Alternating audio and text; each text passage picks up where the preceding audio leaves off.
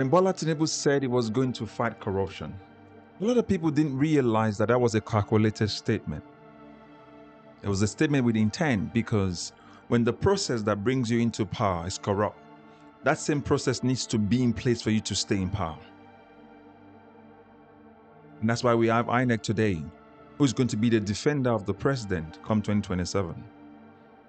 Let's take a case of Betta Edu. For the government that says it wants to reduce corruption, but yet, from the beginning of its administration, one of its own has been caught in corruption. Are we going to forget the case of budget padding? Do you remember what just happened in this last budget? It's so obvious that everyone can see that the budget was corruptly padded, but yet they don't care anymore because they just put it in our faces and say, do what you can, because we know you cannot do anything.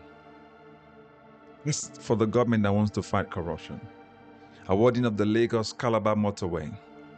No due process followed, but yet the president commends the contractor and calls the contractor his own partner, admitting to the fact that I can give you the contract, I don't care. As long as we're doing the work, that's what we can tell the country. Are we going to leave out the bribery case of our lawmakers to allow the state of emergency or to pass their bills?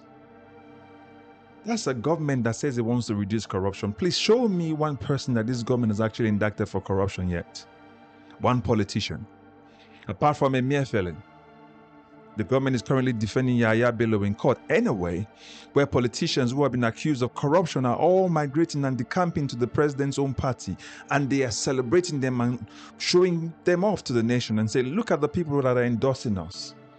A corrupt government, corrupt politicians, all participating in the debauchery of ruining the nation, as though they're drinking wine and telling the rest of us, say what you can, we don't care, we have power right now, we can do with it what we want to do. Don't forget, he didn't say he was going to remove corruption, he says he was going to reduce it.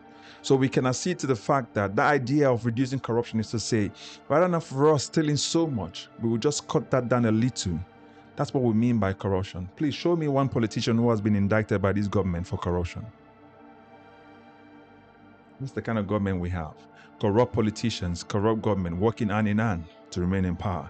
Yes, suffering the nation. That's the kind of government you call a government that has changed the nation forever. The Bola Tinubu government, not a reformer, but a kleptocrat government.